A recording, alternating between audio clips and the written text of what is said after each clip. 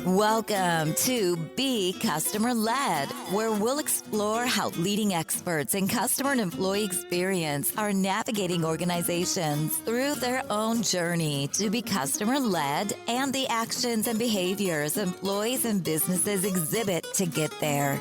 And now, your host, Bill Staikos.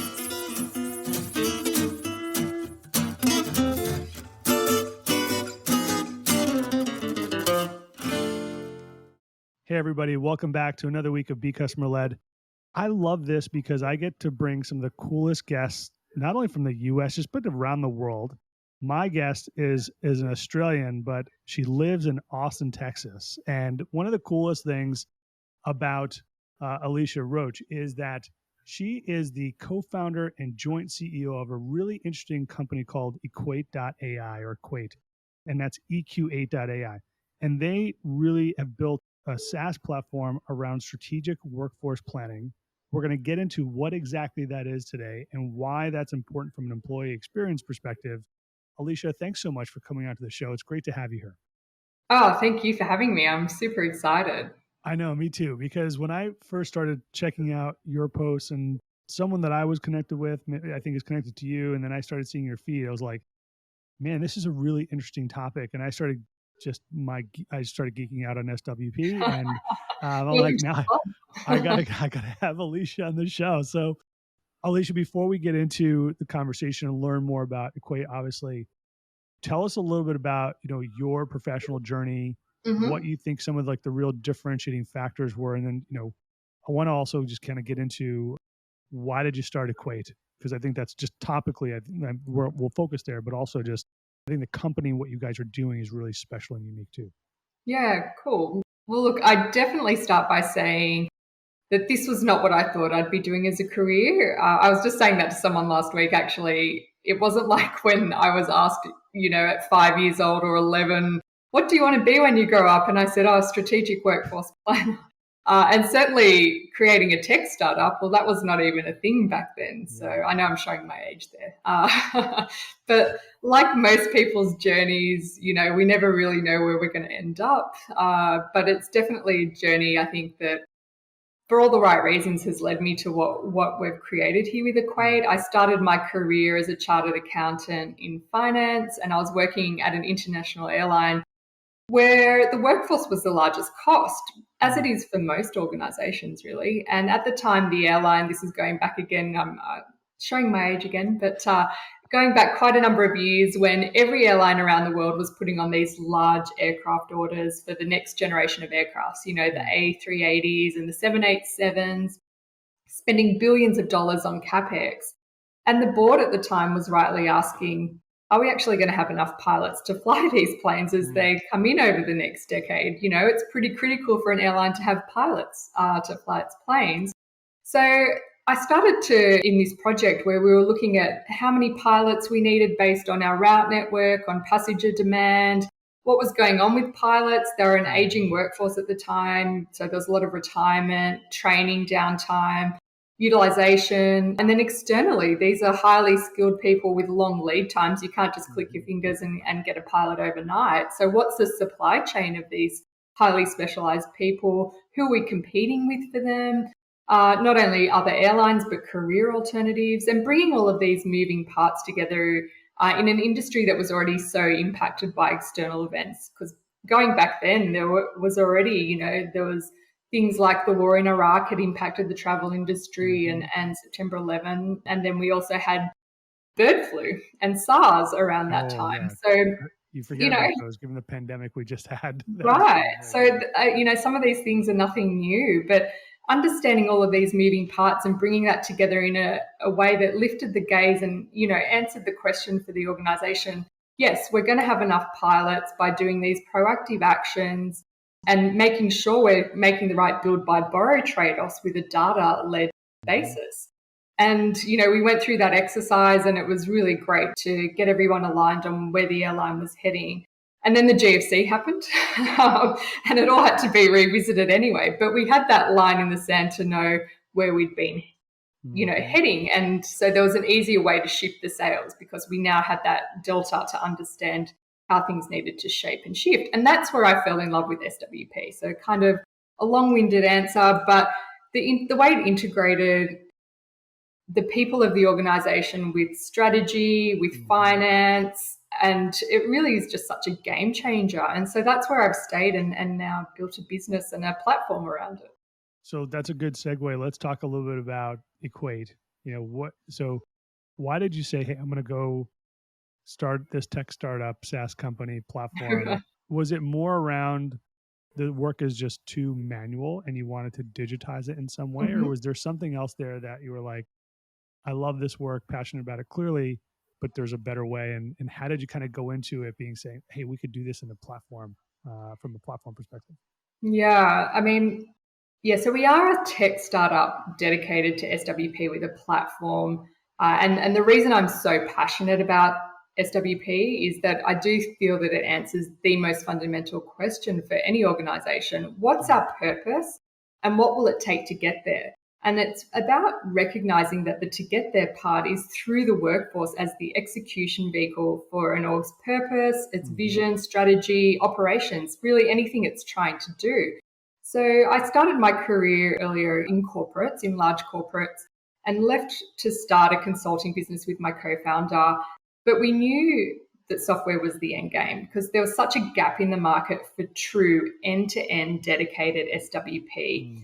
And I'd been to the market several times globally to try and find something that could enable me as a practitioner from within organizations. And in the end, I ended up with my own DIY solutions in various forms, Excel with a front-end visualization tool. Or at one company, I even built an SWP system from scratch using a large ERP platform. Now, that is not recommended.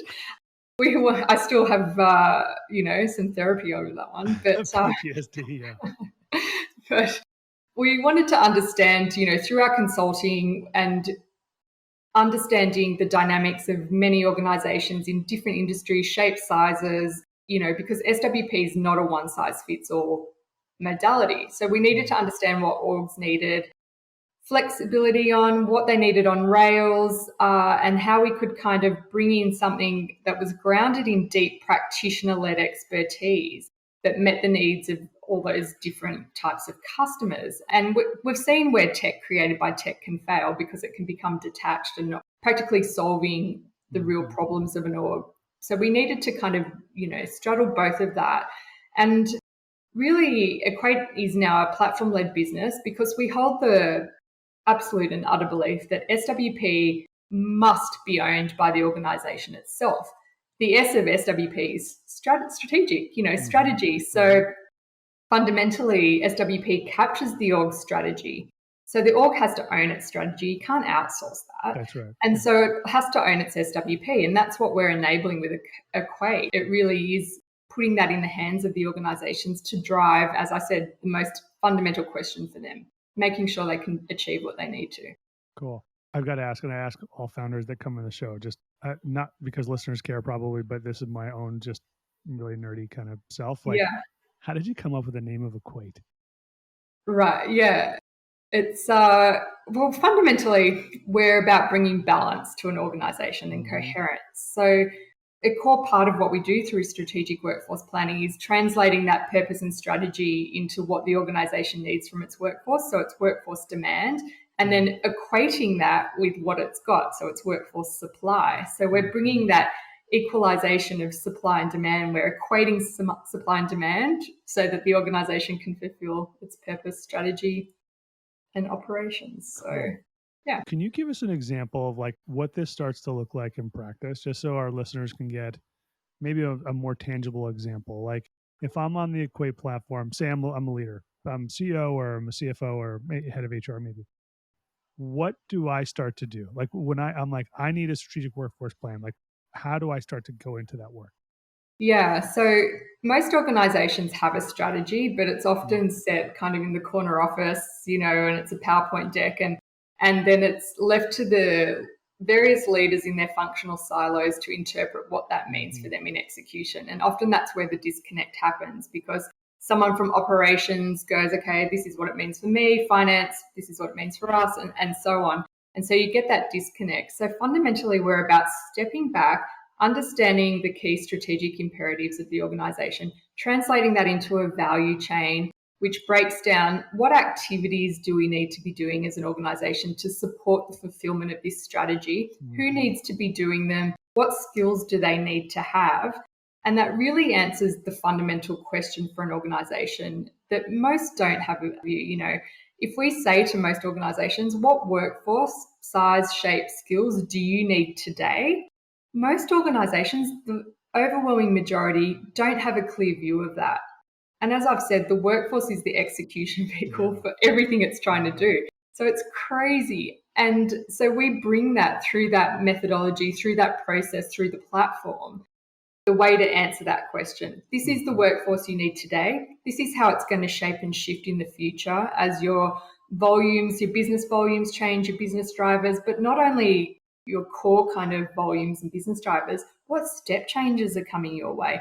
What transformation initiatives, what digitization do you have going on? How are external forces going to impact you? We need to overlay that as well and bring that together to get that holistic view of what the workforce need is today, how that needs to shape and shift, and then compare it to the workforce we've got today. And that's the other fundamental disconnect, is that most organizations just kind of go with what they've got today and kind of just bumble along and change off that. And they don't even know that they've got it right today in the first place. I think off mic, at some point, I want to sit down with you and just pick your brain, because as I'm listening to you talk through this, and we've got a lot of other stuff to talk about, but maybe that's show two, how like this can really be, strategic workforce planning specifically can be the connector between employee experience and customer experience, right? So they think about sort of the business outcomes from a customer perspective, the business outcomes from an employee perspective. Can this be sort of the mesh between the two? So if I'm a CEO and I'm listening to this episode, and I know for a fact we've got a bunch of CEOs who listen in, what kind of outcomes should I be expecting, right, if my organization does strategic workforce planning correctly? Like, what should I see? Yeah. Well, firstly, as we just touched on, with the workforce as one of the largest costs, if not the largest cost, I think depending on the industry, it can be up to 93% of an organization's cost base. So not even knowing that you've got that right today, firstly, that's a huge opportunity just from a commercial standpoint.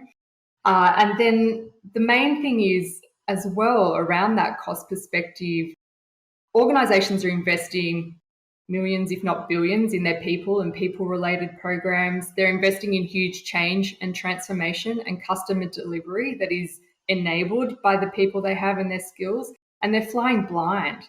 So they've got no way to really understand how what they're trying to achieve is going to manifest.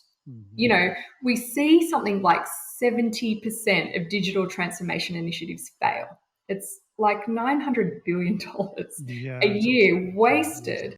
And a lot of that can be attributed to not having the right execution basis for that transformation, the skills in place, and so on. So that's one thing we're enabling through SWP. The other thing I'd say is, foremost, as CEOs, COOs, CTOs, whatever, we're all in our jobs to make sure our org achieves what it needs to, purposefully, strategically, operationally. So we need to be able to ensure we can drive the execution of those. And for most organizations, that's left to chance. But the ones that intentionally and optimally create a coherent and forward-looking approach to the way they lead their organizations, you know, they're lifting their gaze and planning for the future. They're moving out of that reactivity and that problem of the day kind of mindset that many of us get stuck in. You know, there's always going to be a problem of the day. We can't get away from that. But if you don't step back and lift your gaze, these organizations are always wondering, why are we in this same situation, you know, a year later? The manifestation may be different, but the outcomes are the same. We're missing our targets. We've got failed transformation and digitization initiatives. We've got unhappy customers, delayed project milestones, poor operational execution. We're failing. So being able to step back and step up and clearly getting that forward-looking view of not only where we're going, but how we're going to get there, it brings that clarity and coherence. So yes, we're optimizing our costs and getting our arms around that as well. but actually this is enabling us top line impact, because without having that execution vehicle in place as it's needed, that is where we have that revenue impact, that lost digital and transformation opportunity. So it's huge. This is not just bottom line optimization of a cost base. This is top line stuff as well. Very, very cool. At the individual leader level, Alicia, how does this start to manifest? Like I can get from a broader strategic perspective, but how does then this translate into tactics at the individual leader level? Are they taking the output of what the Equate platform delivers and then saying, okay, here's how I optimize my team or whatever that might be? Or like, tell us a little bit about that. Yeah, so we kind of view three main outcomes of SWP. The first is an amount, which is that clear forecast of what we need today and how that needs to shape and shift, both from a capacity, so FTE perspective, but also a capability or skills perspective. As I said, most orgs do not have that view, which is crazy. The second thing is an action plan. The P of SWP is a plan. So how are we going to get the org where it needs to be? And that's a coherent set of actions for all initiatives across the organization, you know, whether they're employee life cycle and workforce related, or they're things that enable the workforce, like our digitalization, transformation, productivity, process review, those kind of things. So that's the second output. And the third output's alignment. We're getting through a key element of SWP, which is dynamic scenario planning. We're getting our leadership around a table. We're looking to the future under multiple what-if trajectories. And we're getting alignment on where we think the org's heading, so that we're all rowing the boat in the same direction. And that's arguably one of the most important outputs of SWP, is that we know that we're all talking about the same thing. We know that everything we're doing is aligned to the rest of our team, rather than those interpretations through the functional silos. Alicia, how do you measure success of this? So are those also embedded in the platform? And like, if I'm a senior executive, you know, CHRO as an example, how am I looking at SWP and saying we're on the right path, it's all green? Like what are the typical metrics that I might be looking at? Yeah, so one of the main metrics is making sure you've got the workforce size, shape, skills as you need it. So that's a key way to, you know, you've got this forecast, are we meeting it? It's similar to a finance process. You know, we've got our financial plan over 3 years, then we translate that into the 12-month forecasts and then the budgets on a monthly basis. So that's the same kind of thing. So that becomes a very clear and tangible line in the sand. The other thing that we do is bring in, through every action that we create to create that alignment, that equating of the supply and the demand, every action is treated like a project, but also like a business case. So we look at the costs and benefits of every action that we're doing around the workforce. So we're optimizing those build, buy, borrow decisions. And we're able to really measure the benefit and impact to the organization of implementing those effectively. So that really also brings a strong commercial discipline to the HR function and how it's prioritizing its investment around the workforce. And then the third way I'd say that we measure through the platform, we've got these really cool algorithms that look at what a role is, what skills it has, where it sits in the value chain, how attached it is to transformation and digitization, and what the org's trying to achieve, and a bunch of other factors. And it actually generates a financial exposure. So what is the potential cost to the organization from not having this role, this workforce segment in place? And that's a real fundamental shift for organizations, from that view that the workforce is a cost. You know, I'm a chartered accountant, ex-finance bod, and, you know, the general view there is the workforce is a line on our P&L, a cost that we generally are trying to get down. You know, if we don't have that role in place, we're saving money. We're under budget. Whereas we're actually trying to shift it to, if we don't have the role in place, actually, depending on what that role is and where it sits, there's significant commercial impact to the organisation. So we may not be able to meet revenue targets. We may have missed customer delivery and those kind of things. I love how you're taking a very business outcome oriented view on this and saying it is about the metrics, but it's not necessarily, and you're shifting that mindset completely around. And that's not something that a lot of organizations think about their employees, right? It's just a line on the P&L. It's a cost. How do Right. we bring it down? And as markets get Yeah. more challenging, obviously kind of given, the market environment that we're in today, how do we reduce that number in tech? I mean, thousands and thousands of Right. layoffs, right? Versus if we did this, what is the impact on our business from a long-term viability perspective? It Love gives that us a view. different view because what we have, instead of those decisions that we're seeing in every headline at the moment, these layoffs, and it's this short term reactivity, the knee jerk, because we don't have that longer line of sight. So we're going, okay, we'll panic. We just feel this kind of external pressure. So we're reacting and dealing with things not in the best way because we don't have the best data at hand to make the better decision. Whereas if we lift the gaze and look to the future, we can say, okay, yes, we've got this short term dip, but we think things are going to bounce back. Actually, if we hold this workforce, the cost is less than the layoffs, and the impact to our employees, to our EVP, our culture, our employee experience, and then the customer experience is such a different vibration for the organization. Like it's a different vibe because you've got that clarity and that coherence, and it's not knee jerk and suddenly the doors are closed, the org charts are on the wall with the Sharpies out, crossing the boxes off. It's awful. We've all been affected by that, or we know someone in our family or friend who has been affected by that. It is a huge detrimental impact to organizations, to economies, to humanity. We need to lift the gaze and get organizations to do things differently. That reactive fire and rehire MO is not going to cut it. I feel like a lot of organizations are still in that hire, fire, rehire kind of mode. And that's really, I love how you're just, your point around lift the gaze and what an organizational, just like uplifting for the organization to say, we're not going to look at it this way anymore. We're going to really flip the script, so to speak. When you think about, and I want to bring maybe back the point earlier about tying, SWP being kind of the mesh between employee experience and customer experience. Are the companies that you're working with that, bring Equate in, are leveraging the platform, do you generally feel like they're organizations that get it, or is it they're trying it out? Because like, if you can really figure out how to continuously evolve and improve the employee experience, that will translate into a better customer experience in so many different ways. How are you seeing companies kind of think that way to tie it together and using SWP maybe as a basis or a framework to get there? Or like, what are you seeing from that perspective? Yeah, it's definitely mixed. I think there are organizations that are at the leading edge of this and see that and kind of get that inherent connection and value of their workforce in driving better outcomes for their customers and better outcomes for everything. There are others that are doing it to try and see, and it still really is an emerging discipline, SWP. I've been in it for a number of years now.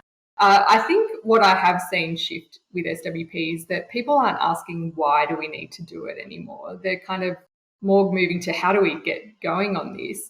And we're certainly seeing a lot more interest in SWP come from outside HR functions because the leaders of organizations are recognizing, through what we've been through the last 2 years, the situation we've had has finally kind of given talent issues a platform and a leading cause for concern in our C-suite's mind in a way that I don't think we've had before. So I think they're seeing these skill shortages. You pick up a survey and it says 80% of CEOs, one of their main concerns is skill availability. So these kind of issues are probably what's more getting the attention.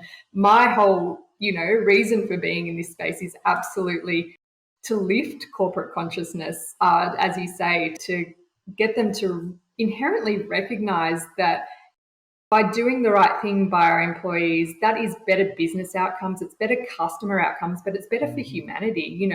We can all kind of get caught in this social responsibility and these ESG functions that are now being created, but they can still be a bit tick the box and the same organizations in the next breath are those ones behind the door doing the mass layoffs. But what we're doing here is really creating that, fundamental understanding that for an organization, our people are not a separate entity to our organization. The organization is our people. The people are our organization. there is an innate knowing that the organization cannot get where it needs to go without its people. So it really is a different energy. And we're creating an alignment, I think, of the personal good and the collective good in a way. So it's a really different, as I said, a different vibe for society. And I think the orgs that do it, we do see research showing that when we create that alignment of an authentic purpose that permeates business strategy and decision making, and we have that forward looking view, collaboration increases, learning accelerates, performance climbs. We get not only improved financial outcomes and people outcomes, but we also, are just getting that inherent kind of better experience for everyone because we're consciously responsible for humans as an organization. And that's what drives me in this space. But I don't think everyone's there yet, but that's where I'm trying to get them. I think that's one of the silver linings to the pandemic is I think that a lot of organizations have come to realize that. I think they're probably still struggling with how do I figure that out. Right. SWP certainly seems like the way to start to do that or to start to go down that path at the very least. Alicia, you mentioned it's sort of a newish discipline, maybe let's say 5 or maybe 10 years old on the high end. Maybe it wasn't even called SWP 10 years ago, much like customer experience was market research 20 years ago, right?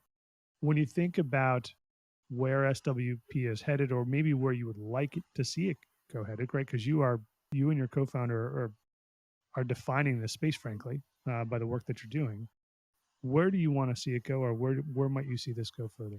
Yeah, well, my overarching vision is that SWP becomes such an integral part of an organization's planning cycle that it becomes a core process. So no organization strategy can be set without it. SWP is actually a business planning process that happens to be denominated in the workforce. And I've seen, industry leaders attribute every issue in the economy to a problem with training, reskilling, recruiting, or business management. And the disconnect is that so many orgs face these issues with that short-term, siloed, reactive basis. SWP lifts us out of that tempo, creates that inherent alignment of the workforce to the purpose and strategy, and brings that coherence to the entire business. And so I think that is where it can and should head. It should become embedded as a core process. It should be just something like we do with our financial planning cycles and our financial budgeting and forecasting. It becomes that inherently part of our fabric. And so every organization realizes they cannot do what they need to do without their workforce. And again, is something that's always really amazed me is that most other functions have been great or better, varying degrees of doing this. But, using data and planning for their functional direction, finance, obviously, marketing, sales, ops, they're all very data driven and using that planning. But when it comes to the workforce, it's not done in the same way. And it's certainly not done in a holistic way across the organization. So some pockets of orgs we see in customers we've got our own workforce plan over here and we've got our own because no one else has done it for us. So we've had to do it. But it just is something that's always amazed me, as I said, for what is usually the biggest cost for an organization, arguably the biggest asset as well, the source of our delivery, our execution, our innovation, our customer experience is the workforce that comes from that. So how are we not getting our arms around this and planning it? So that's where I really see SWP heading, where organizations get it. They have to do it. That's a really inspirational view. I can't tell you how I personally need to spend more time in the space and learn more. I just love the mindset shift that you are trying to change at scale. That is really hard to do. It is really complicated, but so incredibly necessary. And I just love what you guys are trying to do there. Alicia, I ask each one of my guests to ask a question of my next guest. Okay. It's something that I start to do at the top of this year. The questions have been really interesting and different. And my previous guest who asked this question of you is a founder as well, completely different industry, actually created a platform to purchase shares in like rental and vacation homes. So like you own a share in Airbnb as an example on the beach and you and other investors in that house kind of get, revenue from that, right? Right. Really cool platform. But he wanted to know if you could live and work remotely anywhere in the world, where would it be and why? Now, you're from Australia. You live in the States. Yes. Is that are you already living that dream, or like, would you pick a different location? It's funny, if you asked me this time last year, I would have just been happy to leave my house and work anywhere. Like even to go into our lovely office in Sydney and get out of lockdown. But now, look, Austin's awesome, but I still go into the office here, so it's not truly remote. If I would probably say Greece. I'm actually half Greek, so it's a place I've never been, and I really am feeling such a pull to go there. So I would love to just set up there, immerse myself, pick up the language again, visit long lost relatives, and that would be amazing. Well, when you go, let me know. I'm happy to pull together an itinerary for you. Being 100% Greek and the son of immigrants, we're able to go back pretty often. It's a special amazing. Yes, I'll hit you up with some questions for sure. You got it. All right, before we wrap up, where do you go for inspiration, Alicia? Mostly I go within. That's a weird answer, I guess. But for me, I think the biggest thing to be inspired is to be kind of in the right mindset and be balanced and mind, body, soul, and have everything kind of humming along, because we can get so caught up, in just so work focused or whatever, and we sacrifice other things. So getting that holistic balance through taking some time each day, setting up a few things throughout the day, whether it's a morning practice of meditation or exercise or whatever, and a few pockets of joy throughout the day, even if it's just sitting in the sun for 5 minutes with a coffee. That's how I kind of get in the right headspace and then kind of feel more inspired to do what I need to do. Love that. I've only had, not to turn you into statistic. Yeah. It's an inside joke, folks, from yes. folks who are recording. But you're the second person out of every interview I've ever done that has said that. And that is my favorite answer. It is absolutely my favorite answer. I wish more people would look internally for inspiration versus finding it elsewhere. Right. It all starts with us, right? 100%. Alicia, this has been an incredibly inspirational show for me. An incredible amount of learning for me as well. I am very grateful for you to join us on the show, and thank you so much. Oh, thank you so much for having me. It's been an honor. Thank you. Absolutely. All right, everybody. Really super amazing show. If you are not familiar with strategic workforce planning, check out equate.ai. That's EQ8.ai. We're also going to put it in the show notes. We'll put Alicia's LinkedIn profile in the show notes if you want to get in touch with her directly as well.